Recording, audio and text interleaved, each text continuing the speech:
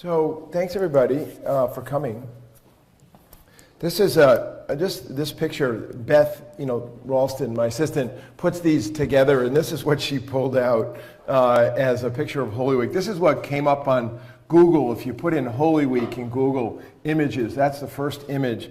A kind of interesting adaptation and theology around all this, right? So think about Jesus' life, right? And he's executed at a place called the Skull, which was most assuredly a really grisly spot. I don't know if you've ever been to a prison where they execute people, and the Gucci around that is palpable. It's just very, very weird. I don't have a word for it, but and then with the resurrection and how we as Christians have sought to understand what happened to Jesus and to make meaning about it.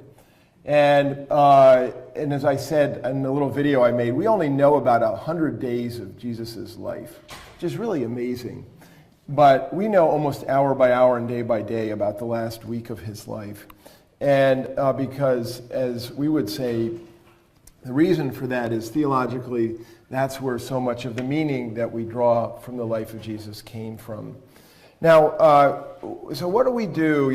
We are liturgical churches, right? And liturgical churches, liturgy means the work of the people. And so we have a kind of thing that happens with us where we follow in the footsteps of Jesus and act that out, literally and sometimes acting it out, receiving it by ear and by disposition of the heart, believing that time is a weird thing. We're going to get to time. Time, we think of time as linear, right? That's how we're all trained to think of time as linear, but theologically, God's time is not linear. It's all present in the present. It's all one. It's unified. And so we would say that as we travel through time, we participate in God's time and make ourselves present to the living Spirit of Christ as we walk through his way. And just as those of you who have kids tried to raise your kids by having them imitate you to some degree, right?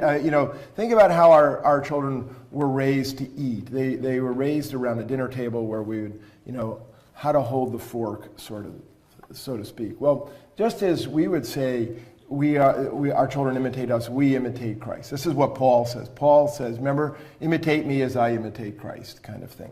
Now, we're going to talk about, what do we do during Holy Week, but let's begin by just taking a quick look at Holy Week as we understand it. So, different Gospels can change it a little bit, but here is a kind of overview that is safe. So on Saturday, Jesus spends time with Mary and Martha and Lazarus, right, in Bethany. Remember that Bethany is just on the other side of the Mount of Olives. It's about 2 miles from Jerusalem, maybe, something like that. And that in one of the stories, in one of the Gospels, Mary breaks open the jar of ointment and anoints Jesus' feet. Remember, this is the whole thing where you hear, this story comes up twice in the Scriptures. One time it's in this place, one time it's in another place, and Judas says, well, why are you doing that, right? This is the question of the money and the ointment. Okay, so then Sunday, so this is the day that we are enacting so-called Palm Sunday, right? And we have Jesus riding triumphantly into Jerusalem on a small colt that he has told his disciples will be ready for him. And he's now at the top of the Mount of Olives, right? And as he comes down the Mount of Olives, which is probably about 3/4 of a mile or a mile, his people lay cloaks down, right? Or branches of palm, as it says in John's Gospel. And that the colt is a sign. He's doing this because it says in Zechariah that the Messiah will come. Actually says riding 2 colts. It's kind of weird. Have you ever been to the circus? So it depends on how you interpret that, right? Okay, so then, Monday we have in the Scriptures, and we've just reviewed this, so I'm going this kind of quickly, that Jesus comes in Jerusalem, he leaves, he spends that night up on the Mount of Olives, and he goes in, and this is the so-called cleansing of the temple on that Monday. And this is the final straw, right? And then on Tuesday, he comes back to the temple, and he preaches many parables that we know, the rejected stone and the wedding feast and the talents and sheep and the goats. He curses the fig tree, which is not in here. And then Judas Iscariot goes to the religious authorities. On Wednesday, Jesus takes some downtime with his friends in Bethany. And then on Thursday, a lot happens on Thursday, and we're going to come to the liturgy for that. But just to review that, this is, the institution of the Last Supper, right? And Jesus has set them up. This is in the so-called upper room, which is believed to be in the house that St. Mark of St. Mark's grew up in, where his mother lived, Mark's mother lives, to celebrate the Passover meal. Remember, it's a Passover meal in Matthew, Mark, and Luke, but it's not a Passover meal in John. During the meal, he predicts the betrayal. This is the one whoever puts his hand in the bowl. Remember that? And then, I love this, comes out a long discourse on preaching. So this is Jesus' last will and testament in John's gospel, is what he gives, what he says to the disciples at the Last Supper. They sing a song and they go out to the Garden of Gethsemane. Remember, that's probably a 3/4 mile walk or something like that, to spend the night. There he prays, there his friends don't stay up with him, and he's confronted by Judas, right, and arrested. In one of the Gospels, the trial is on Thursday night, but the other is Friday morning, the trials before Annas and Caiaphas, the high priests, the Sanhedrin, the Jewish Council of 75, the secular trials, so to speak, with Pontius Pilate, Herod and Pilate again, and then the condemnation. He is condemned to death and tortured by the soldiers. The way of the cross, this is... For those of you who grew up during the Stations of the Cross, that's the long walk to Golgotha or to Calvary. He is crucified, and in most of the Gospels, he dies at 3 o'clock in the afternoon. His body is hastily put and laid in a tomb of Joseph of Arimathea with some help from Nicodemus and the women, the Marys, so to speak. Everybody got that? Okay, that's what we've been talking about.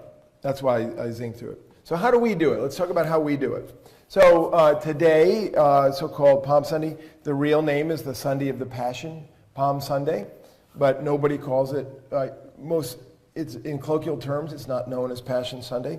Some of you just did this, the Liturgy of the Palms, right? And so we have the blessing of the palms and the procession, which at the 10 o'clock service is traditionally all glory, laud, and honor. And then the reading of the Passion Gospel. Just to remember that passion means suffering. This is the gospel of the suffering of our Lord.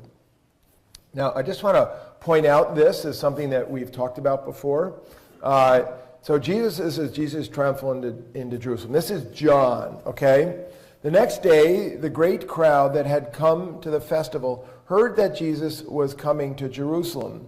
So they took branches of palm trees and went out to meet him, shouting, Hosanna, blessed is the one who comes in the name of the Lord, the King of Israel.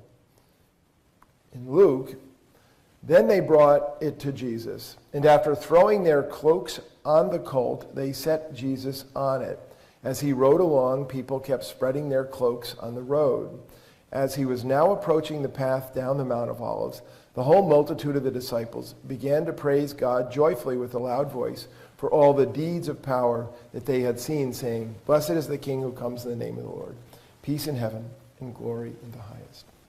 Okay, so I feel like I'm rattling quickly here. I just want to get through all of our stuff, and then we have time to some conversation. So do you ever know, Palm Sunday, how about this? Now we can see that the church has made all kinds of choices through time.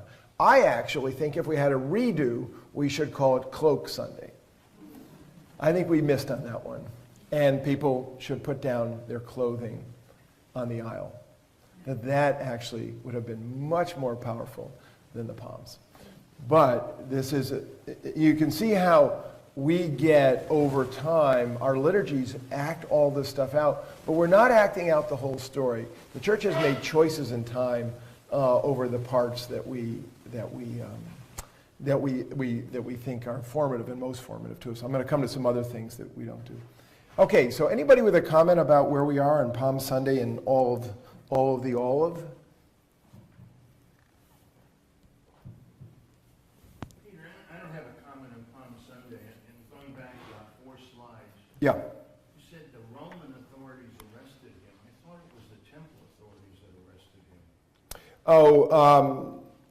I'm not quite, where does it say that? He's arrested on Thursday night. Sorry, I was doing this in the car, trying to go get Phineas on Friday, and I didn't read the slide. You're absolutely right. He was arrested by the temple authorities, Tom, and eventually brought to the Romans. The temple police, yeah. I was just, sometimes I have a little bit of trouble swearing how that week he's coming in and there's multitudes of crowds praising him, and then all of a sudden it flips. And is it because there's different people in the crowd, or is it a crowd thing? Yeah. Oh, wow. Yeah, so I had some really interesting comments walking down the hall this morning after the 8 o'clock service. It's interesting what people said to me. I mean, some of it was good morning, but some of it was just what you're talking about. People coming out of the 8 o'clock service saying, crucify him, crucify him. And also, I got a comment about Peter, man, I do not know the man, or woman, I do not know the man. That the denials and the crucify himness and the crowds that praised him. So this is something that our tradition has been wrestling with, and there's a whole bunch of spirituality about this, like what is sometimes known as the Catholicity of the self. Catholicity means universal, right? And that Catholic, understood by the word with a small c, means everything, right? Now, our Catholic Church, as it's lived out, the Roman Catholic Church, doesn't do everything, right? They are not the universal church. They're just a portion of the church. But the Catholic itself means that we have within us the ability to praise Jesus and to crucify him. And we have the ability to deny Jesus, which we all do, and we have the ability to betray him. We have the ability to be devout to him. These are all things that are within us. And so that's kind of the spirituality of it that has emerged over time. Yeah, Eric? I just think there are a lot of analogies today. Think of how many people rise to fame behind a claim and then get sort of taken down.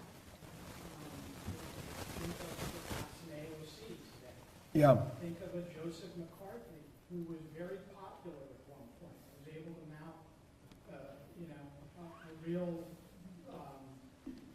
real movement until it exploded underneath him. And we have people who come in with a certain following, and then things turn. Things turn. Boy, there's a bold quotation from an article. Things do turn for the good and the bad, right? So we have a history of righteous people being killed, and we have a history of the unrighteous being killed. I'm reminded of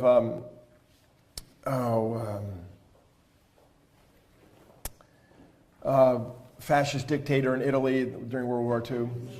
Mussolini. Okay, so Mussolini went from being the boss to being chased into a barn and being killed, right? I mean, are these the same people in Mussolini's case? Are these the same people in Jesus' case? I don't know how to answer that. I don't know how to answer that.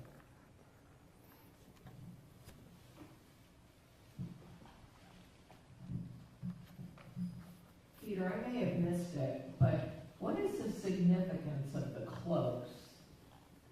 Yeah. You emphasized that even this morning, but I've read this. Yeah, so this is... What are they doing? Yeah. So in antiquity, the cloaks were the red carpet. It's really what they're doing. It's a red carpet. What we in our culture do is a red carpet. Have you ever seen the President of the United States get off an airplane in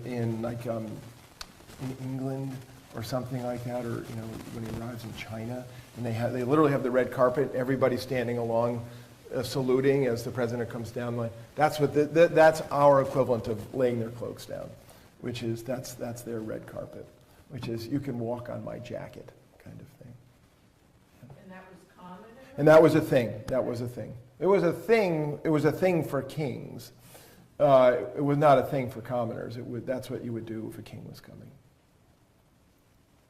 Now, there's a lot to be said also just in the literature. Again, remember that he arrives on a colt, and he comes in down the Mount of Olives. I think we touched on this before, that Pilate would have ridden, the white horse and come up from the Sea of Galilee, because Pilate did not live in Jerusalem. But so completely different processions. Yeah, Jim?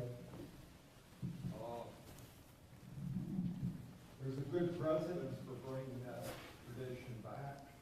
Worked out well for Francis Drake. He was knighted by his queen for throwing his cloak down and given a bunch of ships to the New World. Oh, is that right? Nice. Okay, so we'll do that. That's good. Nice, Jim. One other thing, the dialogue this morning, very powerful indeed in the crowd. Yeah. He says, crucified, Yeah. crucified. Yeah. You gotta wonder which side of this I've been on. Yeah, so let's walk. Thanks, Jim. I really appreciate your saying that, both the Francis Drake and the power of the crucifying.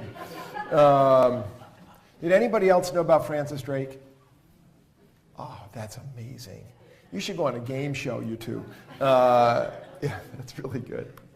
So let's take a look about the build-up to get to the crucify him. So Maundy Thursday, or as it's known in the Catholic tradition, Holy Thursday, there's two choices for the gospel. And one is the washing of the feet, and we're going to get to that in a moment. And the other is the so-called institution of the Holy Eucharist. And then the washing of the feet, the mandatum, this is the new commandment. I give you a new commandment. Again, this is Jesus' only commandment that he gives us, to love one another as I have loved you. And then we use Eucharistic Prayer D, and the Eucharistic Prayer D is the longest and best prayer in the prayer book. We only use it really on this day. And it was written by an ecumenical group of the top liturgists in the world when the Book of Common Prayer was put together. I remember my prayer book professor was one of the authors of the prayer, and he was a Roman Catholic, and he had been one of the leaders of Vatican II, just a towering intellect. I was petrified of the guy. Pretty much everything he said to me made me feel like I was 1 inch tall. It's really, but it was just an incredible man. But we use that most powerful prayer. It's the most poetic. It does better with the salvation history. It's just incredible. We then have the procession to the altar of repose, and the procession of the altar of the repose has to do with when the Eucharist leaves where it is in the sanctuary. That's to say that we're imitating Jesus' walking out of the Last Supper down the Kidron Valley and up to the Garden of Gethsemane. And the stripping of the altar comes down to this stripping, emotional stripping, physical stripping, Jim, something of the crucifying that we're heading toward. And the vigil, the reason we dress the chapel with greenery is we're imitating the olive trees of the Garden of Gethsemane. And just to say that in the washing of the feet, and it goes like this. This is the liturgy in the Book of Common Prayer.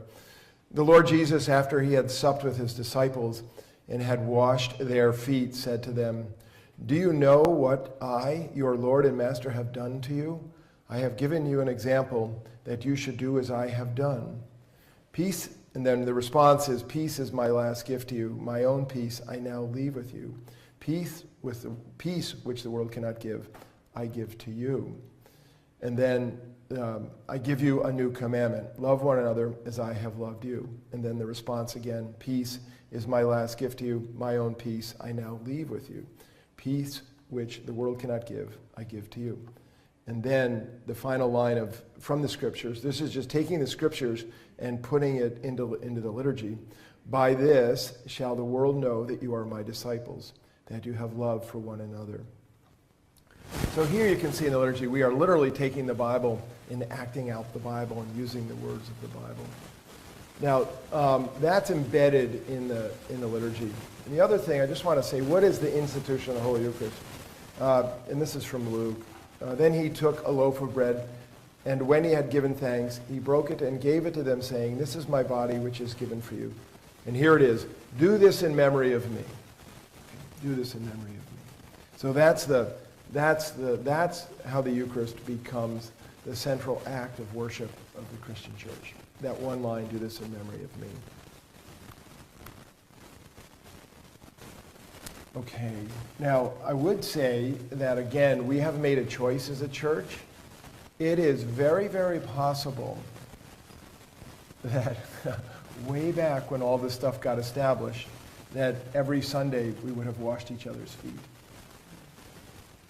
And I just say that if we had done that, can you imagine how different our church would be, our witness to the world? So what made incredible news last week? Even Phineas was talking about it. The Pope kissed the feet of the Sudanese leaders. Right? That radical humility freaks people out because our whole life is built on the opposite, on this ladder of power. And if we as Christians had put the washing of feet embedded in our Sunday liturgy, we would have an act of humility before the Eucharistic prayer every Sunday, and I'm quite sure it would have changed who we are as Christians. And because remember, this is religious rite, R-I-T-E, and we are formed by our rites. We're formed by our habits. And when I took Aidan Kavanaugh's class, the man who always made me feel an inch tall, he used to talk about ritual behavior, the anthropology of ritual behavior, how it is that we put ourselves together in the morning so that we can be presentable, and how it is that we take ourselves apart so that we can go to sleep and be a child of God, to be a baby. And so in between, we have all these rites in the way you say your prayers, the way you do so much of your life is just habits of the heart. These are the habits that we have. And so we act out as a church, the Jesus habits. That's what we're trying to do here. As it said, the way of love, spiritual practices for a Jesus-centered life. We're trying to have a Jesus-centered life by doing this. Okay, what do you make of all this?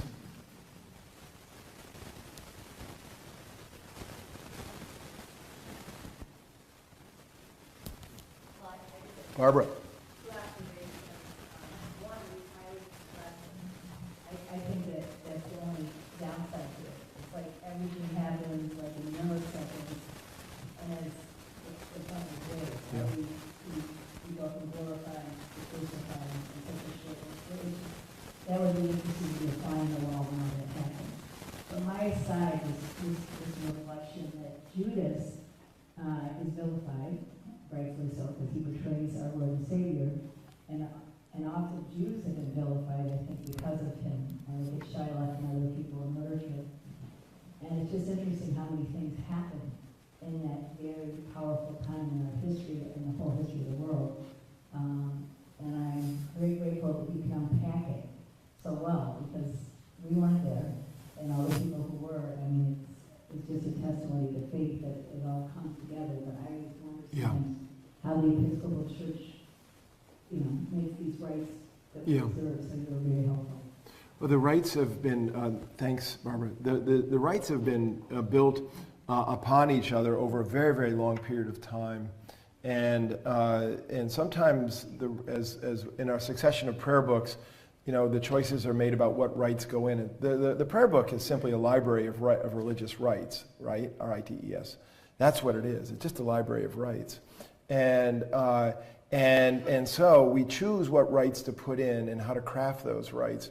And what happened in 1928 prayer book, those of you who grew up with that, is much smaller, and 79 is much fatter. It's because the church added back in many more rites because they felt that we wanted to experience a greater fullness of a Christ-like possibility by having these rites. Many of the rites added in actually hearkened back to religious rites that go back, some of them, to the founding of the church, the first 400 years of the church, and they were brought back. So when they wanted to figure out how to put the Book of Common Prayer together, they did not actually go back to the Reformation. They actually went back to the early church, and that was the inspiration of this.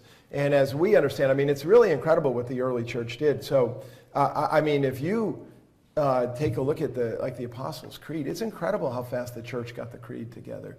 And it wasn't until, as many of you know, until the Constantinian Revolution, so to speak, that they put the Nicene Creed together, and Constantine's gift to the church was to kind of organize the rabble of different thought. But for the most part, the church believed deeply that Jesus was alive, and they had these rites, and they just had to get themselves sorted out a little bit.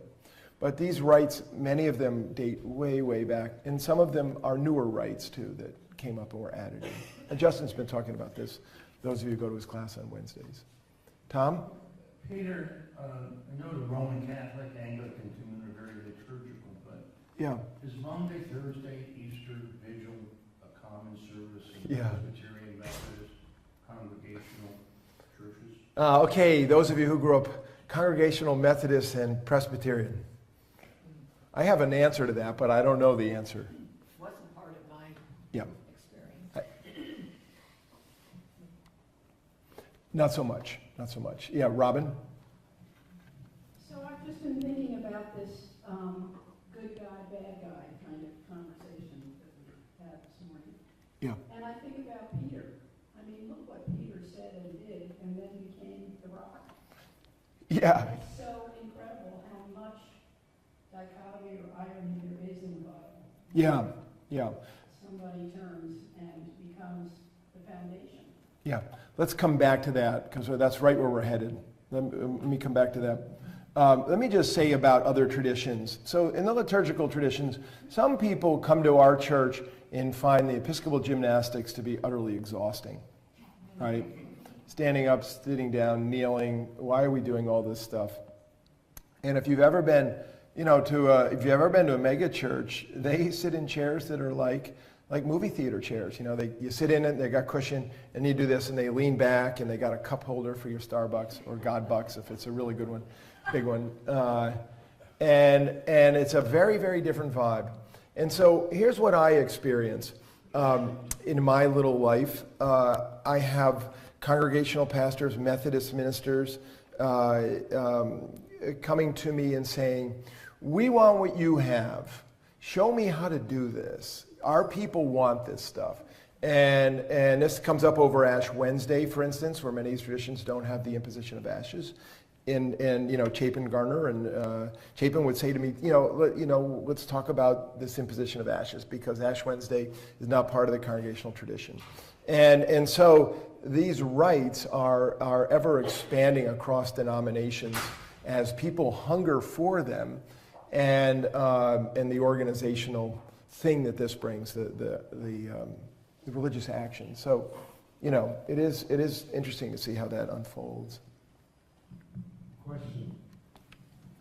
Thinking back to the book of Acts, there's nothing really happened until the Holy Spirit came, and the Holy Spirit changed everything.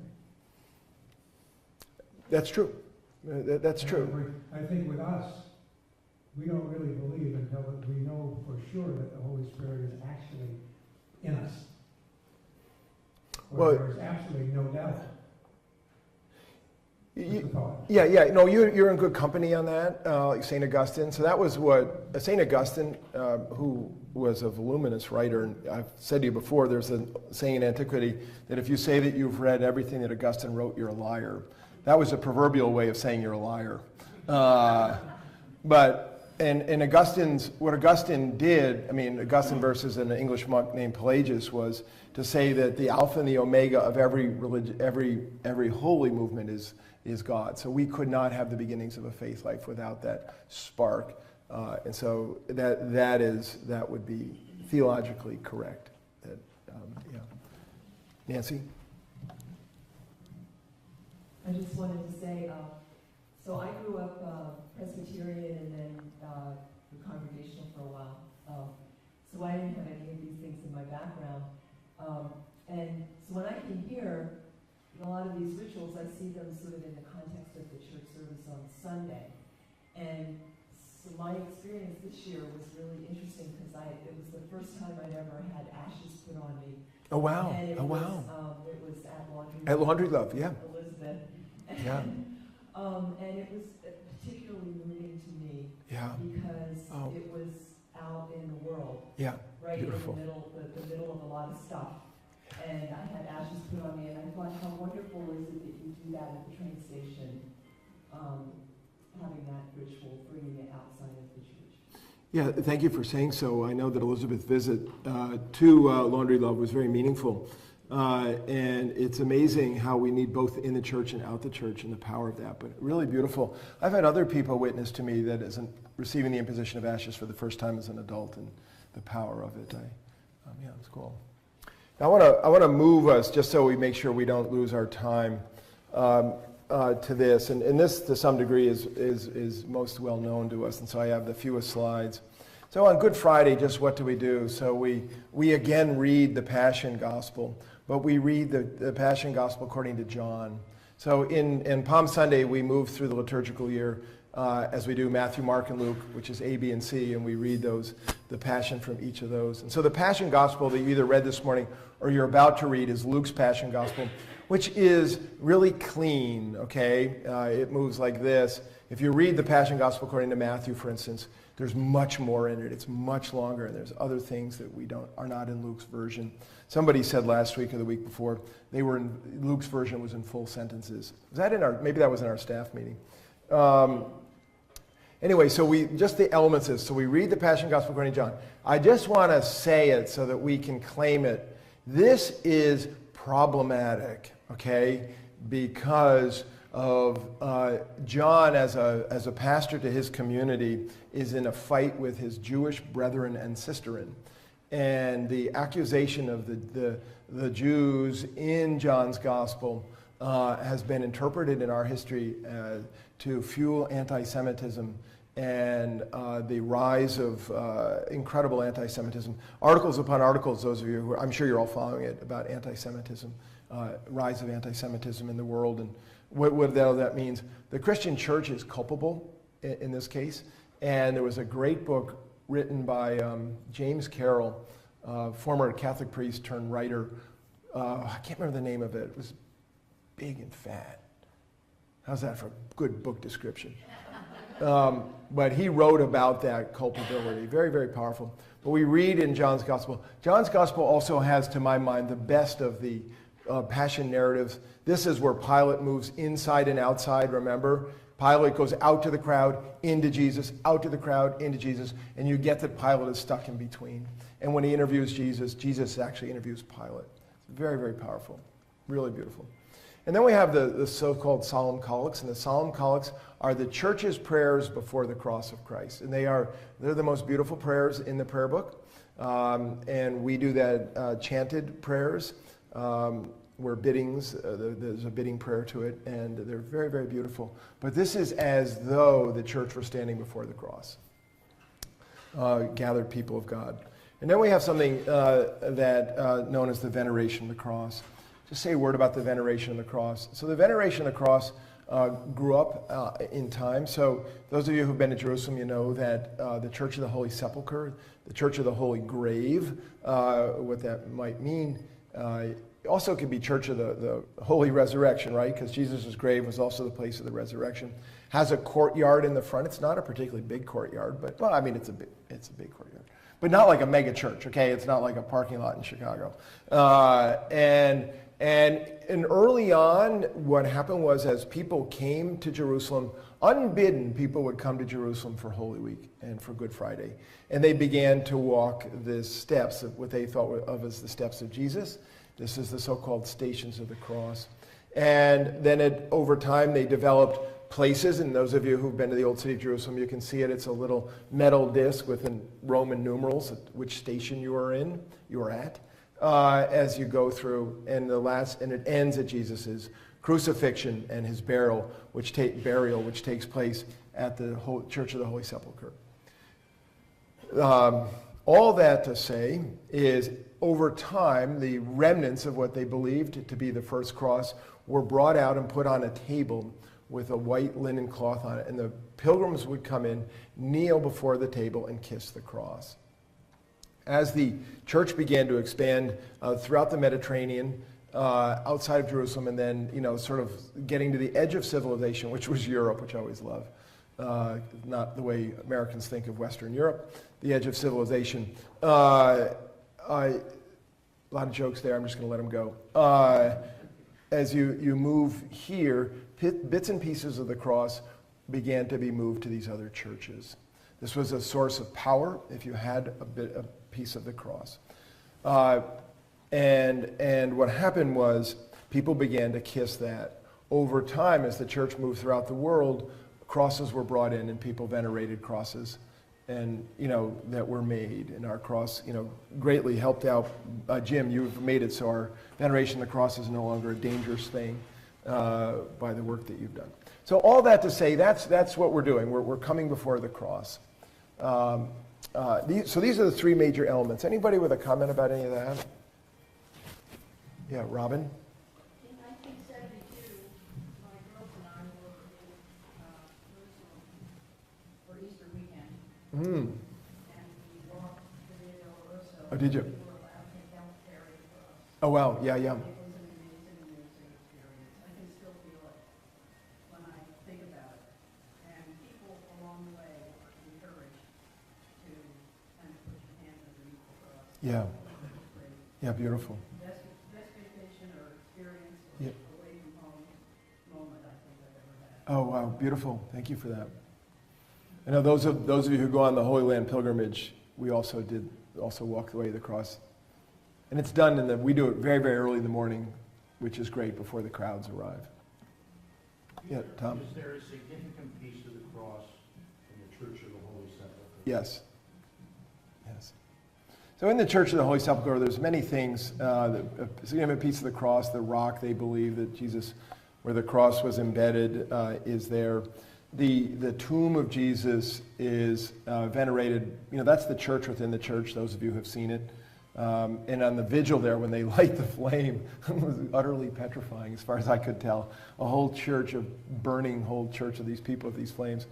But the rock where it is believed that Jesus' body was laid on was destroyed, I think in the 900s by a Muslim ruler at the time came in and I think destroyed that. And so they would say this is the location but not the slab.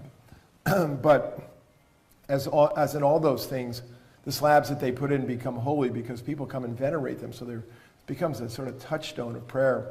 As it is, like when you walk in, there's called the anointing stone, where people put all their oils and anoint their. I don't have my prayer bead on this morning. Their prayer beads and I mean just all that stuff. It reminds me of Harry Potter. Those of you who have read the Harry Potter books know that there are certain places in Harry Potter where if you touch it, the magical world comes in. And there's a little bit like that, where these things have been touched in prayer so often they develop their own holiness, even if they're not the original spot. So, beautiful. Got another one on walking across. It was Friday in Darien. At the kind of church, 10 o'clock. Each person who comes gets a chance to carry the cross a block all the way to St. Luke's. When the service starts at 12 o'clock. Yeah, beautiful. The great thing about St. Luke's is all of the ministers in Darien are part of the service. Yeah. We used to have that in my church in Cleveland, in Cleveland Heights, where the local churches and clergy joined in for a 3-hour service, a kind of preach-a-thon. I was not a part of the preaching, so I sat in the pew, and I used to think that my Lenten devotion was sitting on a hard wooden pew for 3 hours, listening to guest preachers. It's really hard. Let's just say this, I planned my funeral during one of them. But thanks, Lance. Now, just so we make sure we don't run out of time, I just want to at least get to this. So Holy Saturday, no communion. We have in the Book of Common Prayer are given the option about communion on Good Friday, and that is you can receive communion from the reserved sacrament, but you cannot consecrate new communion, bread and wine. And I have just to put my cards on the table, I've chosen as the rector not to have communion on Good Friday out of the reserved sacrament. The need for us to have absence so that we can understand the fullness of what we have. And on Holy Saturday, it calls for no communion, right? And so the Holy Saturday liturgy is very, very short, and it's a series of readings. And I just want to read one thing from you, just because you might miss it. And this is in Matthew. When it was evening, there came a rich man from Arimathea named Joseph, who was also a disciple of Jesus. He went to Pilate and asked for the body of Jesus. Then Pilate ordered it to be given to him. So Joseph took the body and wrapped it in a clean linen cloth and laid it in his own tomb, which he had hewn in the rock. He then rolled a great stone to the door of the tomb and went away. Mary Magdalene and the other Mary were there, sitting opposite the tomb. The next day, that is, after the day of preparation, the chief priests and the Pharisees gathered before Pilate and said, "Sir, we remember what that impostor said while he was still alive. After 3 days I will rise again. Therefore command the tomb to be made secure until the third day. Otherwise his disciples may go and steal him away and tell the people he has been raised from the dead. And the last deception would be worse than the first." Pilate said to them, "You have a guard of soldiers. Go, make it secure as you can."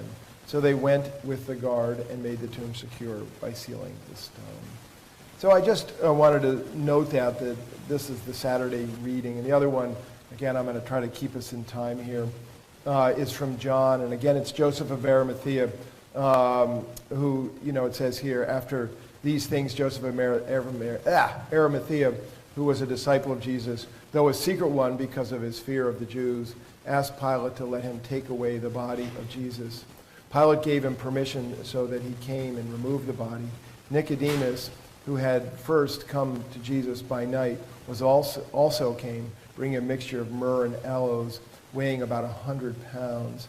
They took the body of Jesus and wrapped it with the spices in linen cloths, according to the burial custom of the Jews. Now there was a garden in the place where he was crucified, and in the garden there was a new tomb in which no one had ever been laid. And so, because it was the Jewish day of preparation, and the tomb was nearby, they laid Jesus there. So, again, I'm sorry for the speed with which I delivered that, but those are the two possible readings on Saturday. And they're, it's about the day after, so-called the day of preparation. And so now we're in full Sabbath mode on Saturday. And remember what happens theologically? We would say what Jesus did on that day. It's in the creed. Yeah, descended into hell. Yeah.